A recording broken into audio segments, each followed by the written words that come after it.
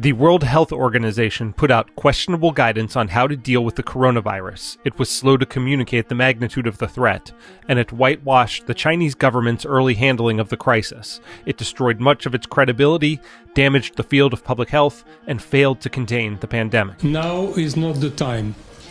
That's a bit too early to consider that this event is a public health emergency of international concern.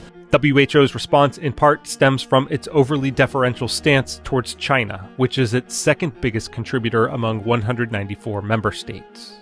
A phenomenal collective action and cooperation by the people of China to this response. We would have seen many more cases outside China by now if it were not for the government's efforts to protect their own people and the people of the world. The Chinese government is to be congratulated for the extraordinary measures it has taken to contain the outbreak. WHO whitewashed the authoritarian government's overall record. It praised China for releasing the virus's genome while neglecting to mention that it took them at least 17 days to do so. It didn't report human-to-human transmission until late January, even though Chinese doctors suspected it at least a month earlier. Although the extreme lockdown of Wuhan likely did save thousands of lives, WHO scientists weren't allowed into Wuhan until 3 weeks after the outbreak first came to light. Meanwhile, the WHO praised the Chinese for their openness. China took action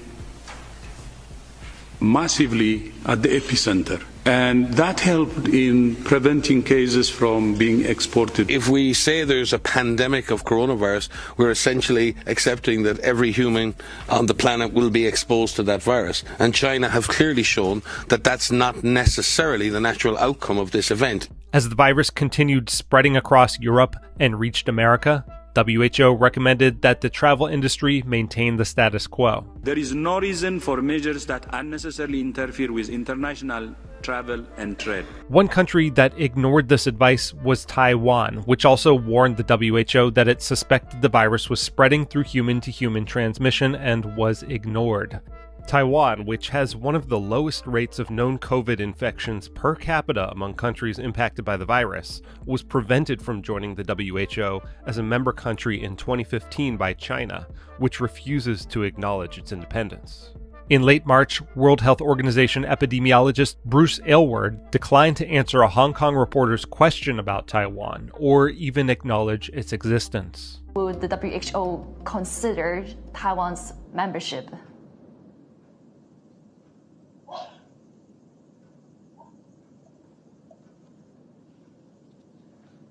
Hello?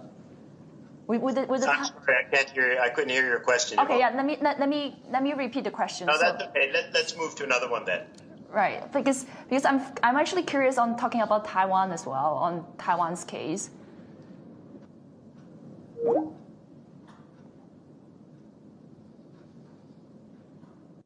We decided to give Dr. Aylward another call to follow up. And I just want to see if you can comment a bit on how Taiwan has done so far in terms of containing the virus. Well, we've already talked about China, and when you look across all the different areas of China, they've actually all done quite a good job. So with that, I'd like to thank you very much for inviting us to participate. As Taiwan was distributing face masks to its citizens, the WHO was advising the rest of the world that they were unnecessary. And initially, the CDC and U.S. Surgeon General followed its lead. Masks should only be used by healthcare workers, caretakers, or by people who are sick with symptoms of fever and cough. If you do not have these symptoms, you do not have to wear masks, because there is no evidence that they protect people who are not sick. But health experts pointed to mounting evidence that masks can help slow the spread of respiratory diseases, especially among asymptomatic carriers, a population that the WHO maintains is virtually non-existent, despite mounting evidence to the contrary. In mid-February, the WHO trumpeted good news from China. The data from China continue to show a decline in new confirmed cases.